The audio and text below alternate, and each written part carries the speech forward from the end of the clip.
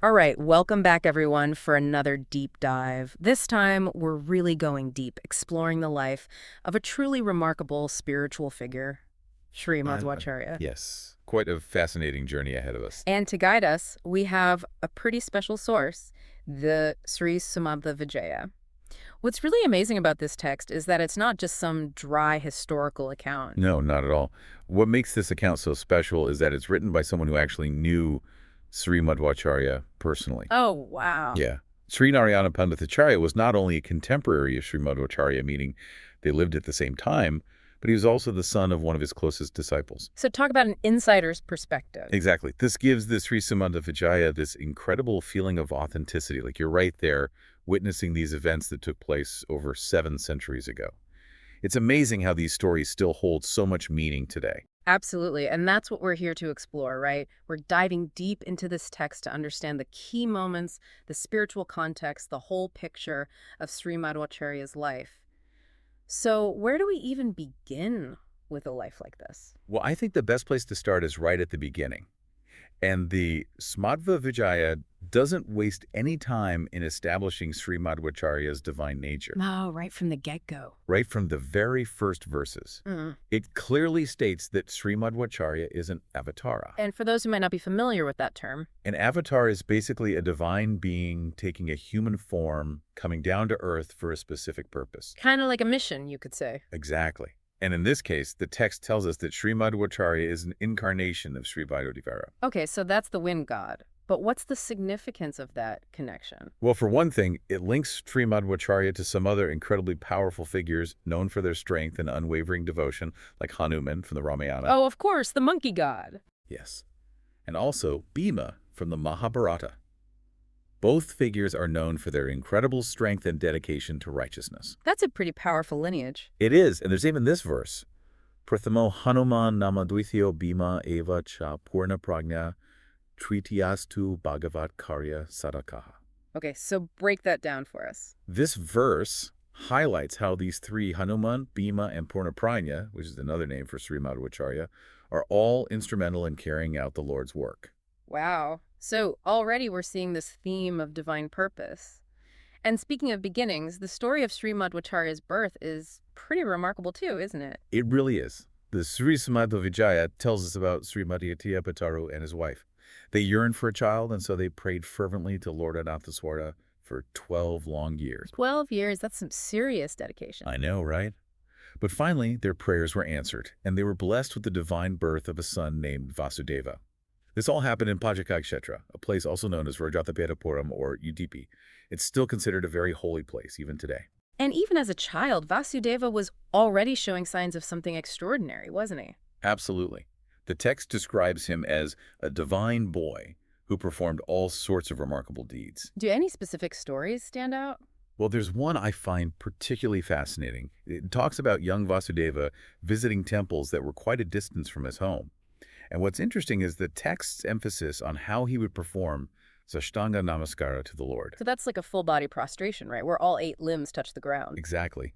And the text goes on to explain that a properly performed Sashtanga Namaskara can have a more profound effect than even a grand Vedic ritual like an Aswamedha Yaga. Wow. So even at a young age, there was this deep understanding of devotion and his power. Precisely. And this early demonstration of bhakti, or devotion, really foreshadows the central role it would play in his later teachings. Now, moving on to his education, I understand that after his Upanayanam, which marks the start of formal education, Yes, the sacred thread ceremony. Vasudeva just excelled, right? Like learning came so easily to him.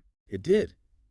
He absorbed knowledge incredibly quickly, really delving deep into the scriptures. But it was clear from the beginning that his ultimate aim wasn't just about accumulating knowledge, it was about serving a higher purpose. And that higher purpose, according to the Sri Sumadhva Vijaya, was best served by embracing sannyasa ashrama. Yes, a life dedicated to spiritual pursuit, free from the attachments of the material world, a life of renunciation. But I can only imagine that wasn't an easy decision for his parents to accept. Oh, absolutely. You can imagine the heartache. But to console them, he made a promise. He would wait to enter sannyasa ashrama until they were blessed with another son. So someone would be there to care for them. Exactly. And that son later became known as Sri Vishnu Tirtha. And once he was born, Vasudeva was finally able to fulfill his calling. He He was initiated into sannyasa ashrama by his guru, Sri Chittapreksha. And this is when he received the name Purnabodha. Right, which means complete knowledge. Later on, he also came to be known as Purnaprajna and Anandatirtha. Anandatirtha, the blissful one. Beautiful, isn't it? It is, but it's striking how, even at this young age, the Sri Sumadhva Vijaya emphasizes just how deeply he understood the scriptures. Like, it was way beyond what was normal for someone his age. And when people would question this extraordinary knowledge, the explanation offered was that it was carried over from previous lives. So like a continuity of wisdom across lifetimes? Exactly. It just reinforces this understanding of his divine nature and the purpose of his current birth. Now, after his renunciation, a significant event is described, the Vedanta Pattabhisheka. Can you tell us more about that?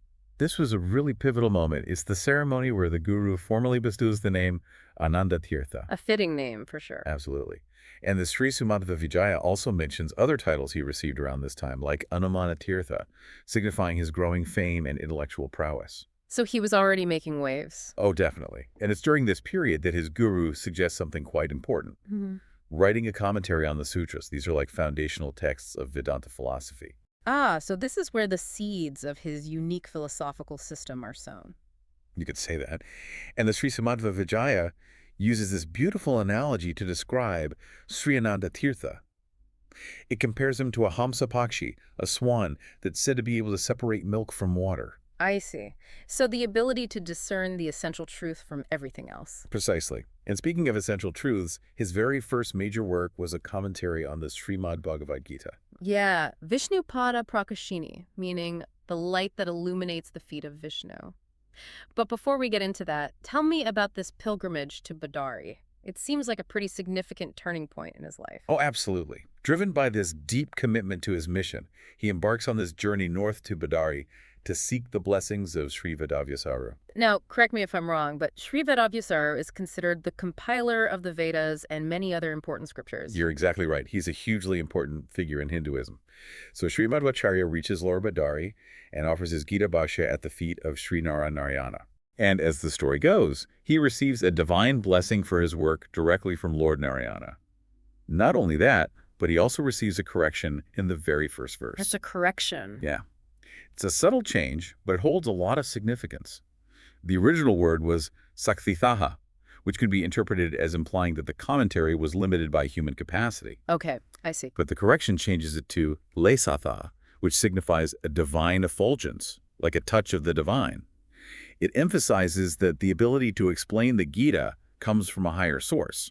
So it's like a confirmation of the divine nature of his interpretation. Exactly. But the journey doesn't end there. He then continues on to Upper Badari with the goal of meeting Sri Vedavyasara himself. That's quite an undertaking. That was a true testament to his unwavering dedication. For 48 days, he undertakes these incredibly rigorous austerities: fasting, observing complete silence, Munavrata, and bathing in the freezing river before dawn. That sounds incredibly difficult. It was, but his devotion paid off. Pleased with his efforts, Sri Vedavyasara appeared before him in a radiant Jyoti form, a form of divine light, and invited him to his ashram in Upper Badari. That's incredible. It is, and right before he goes up to Upper Badari, he leaves a really important message for his disciples. It's highlighted in the Sri Sumadhva Vijaya as something particularly significant. What did it say? Well, even though he was observing silence at the time, he managed to convey this profound message about the unparalleled holiness of Bhadrakasrama, the sacredness of the Ganga River, the supremacy of Lord Narayana, and the immense benefit of the teachings he would be sharing.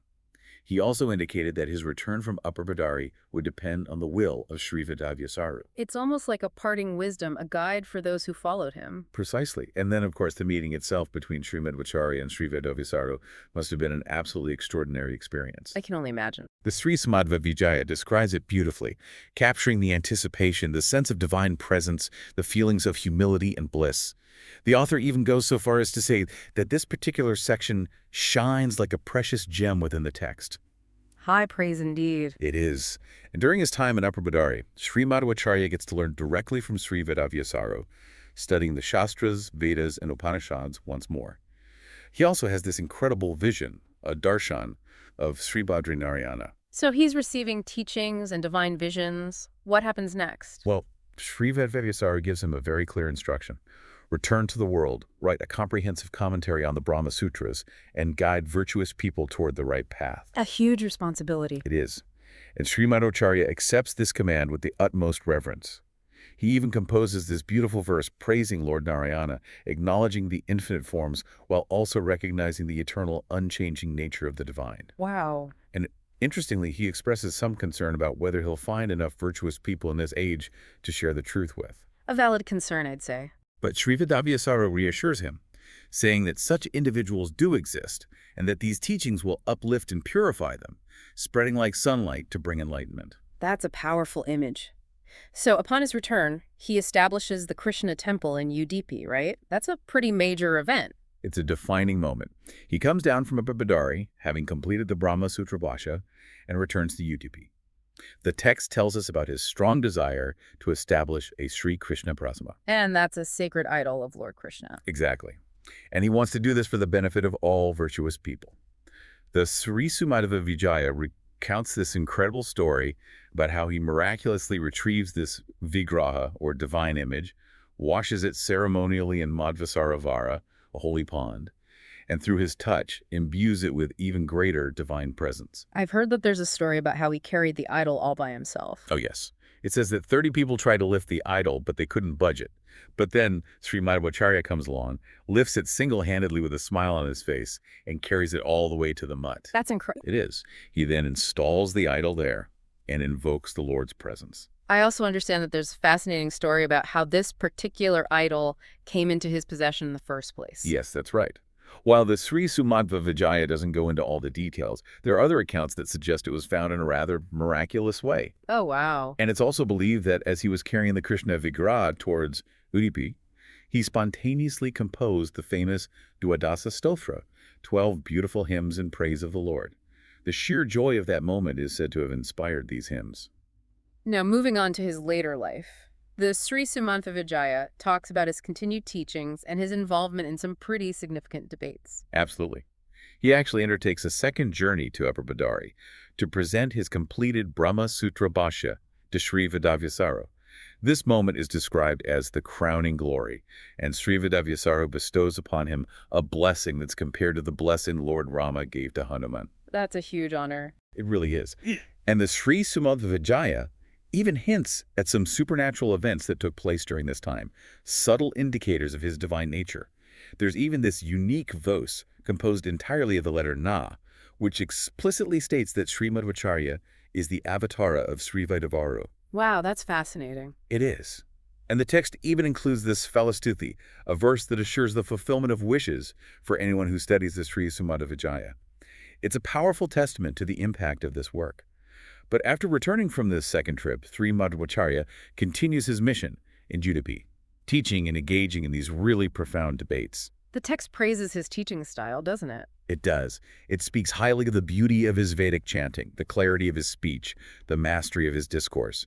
There's this beautiful poetic verse that compares him to the sun, saying that his glorious presence is simply impossible to hide. So he was really shining brightly. He was. And one particularly noteworthy event mentioned in the Sri Sumadhva Vijaya is his procession to Vishnu Mangalam. What happened there? Well, the text describes this grand procession where he's received with immense respect by King Jayasimha. During his visit, Sri Madhwacharya delivers this incredibly insightful discourse on the Bhagavata. Oh, wow. Yeah. And after hearing it, the renowned scholar Sri Trivikrama Panditacharya prostrates himself before Sri Madhwacharya in a gesture of deep respect. It's a powerful moment that really highlights Sri Madhwacharya's impact. The text also describes him during this time as having this incredibly handsome and magnetic personality, someone who just draws people in. The text also emphasizes the disciplined nature of his life. Yes. He wasn't just preaching these things, he was living them. As the author of Sadachara Smriti, a guide to righteous conduct, he strictly adhered to these principles in his daily life. The Sri Sumadhva Vijaya goes into great detail about his daily routine, highlighting his constant manasika puja, which is mental worship of the Lord. Interesting. So not just physical rituals, but also mental discipline. Exactly. And he would offer 8 Bhava Pushpa, or flowers of inner feeling, during this mental worship. Nonviolence, ahimsa, control of the senses, indriya, compassion for all beings, sarva bhutadaya, forbearance, shama, knowledge jnana, austerity papa, meditation dhyana, and truth satya. These principles really form the foundation of his life. Now, all this leads us to the core of his philosophical teachings, Tattvavada. Right. The Sri Sumadhva Vijaya sets the stage for this philosophy, emphasizing Lord Narayana as the ultimate reality, the source of all auspicious qualities, the creator and knower of the universe, all of which can be understood through the Vedas. So a very theistic philosophy. Absolutely. And a key event in this regard is his epic debate with Sri Trivikrama Pandita. This debate is depicted as this grand intellectual and spiritual showdown, and it culminates in Sri Trivikrama Pandita having this profound realization. So he's basically convinced. Completely. Hmm. He prostrates himself before Sri Madhwacharya, acknowledging his divine nature. This wasn't just a battle of words. It was a demonstration of the power of Tattvavada to convince even the most learned scholars. And afterward, Sri Trivikrama Pandita becomes a disciple. He does. And under Sri Madhwacharya's guidance, he writes the Tattva Pradipika, which is a commentary on the Sutra Bhashya. He also composes the famous Arivayu Stuti. Oh, yes, I've heard of that. It's a beautiful work. And Sri Madhwacharya actually blesses it and even adds the Narasamanaka Stuti to it. The text also highlights the exceptional qualities of Sri Madhwacharya's brother, Sri Vishnu Tirtha, and other important disciples like Sri Padmanabha Tirtha, emphasizing the lineage that carried on his teachings. Finally, we come to the end of the journey. The Sri Sumadhva Vijaya describes his departure from this world in a rather unique way. It does. It starts by recounting some more of these extraordinary feats. Like there's this story about him sprouting seeds instantly using Vedic mantras, and another about him effortlessly lifting this massive boulder. It also mentions the authorship of some really significant works like Sri Krishnamrita, Maharnava, and Karma Nirnaya, although it doesn't delve too deep into their specific contents. Then there's this really powerful scene where he's giving a discourse on the Atreya Upanishad. The text describes how the Devaitas themselves descend and shower him with praises, offering salutations as Hanuman, Bhima, and Anandatirtha, proclaiming Jaya Jaya victory. So even the gods are acknowledging his greatness. Exactly. And then, while he's teaching in Udupi, at a place known as Adrusha Sthala, he disappears from mortal vision. Vanishes. It's believed that he continues his presence in Badarikashram, eternally learning at the feet of Sri Vedavyasara. That's a beautiful image. It is. And the Sri Sumadhva Vijaya concludes by emphasizing that it's not just a historical account. It's a poem, a work of art, a powerful mantra that can lead the reader to a state of Ananda bliss. So more than just a biography. Absolutely. It's a guide to spiritual realization. And the text even uses the word Ananda in the final verse of each chapter, highlighting this idea of bliss. The very last prayer expresses this deep reverence for Sri Madhwacharya's various forms and the ultimate triumph of his teachings. It sounds like the Sri Sumadhva Vijaya offers a truly unique glimpse into the life of a truly extraordinary spiritual figure. It does. It's a chance to understand someone who dedicated his life to spiritual knowledge and service, all told through the eyes of someone who knew him personally. Well, we've certainly taken a deep dive into this remarkable text today. I hope this exploration has shed some light on the life of Sri Madhwacharya and the impact of his teachings. But before we wrap up, here's something to ponder.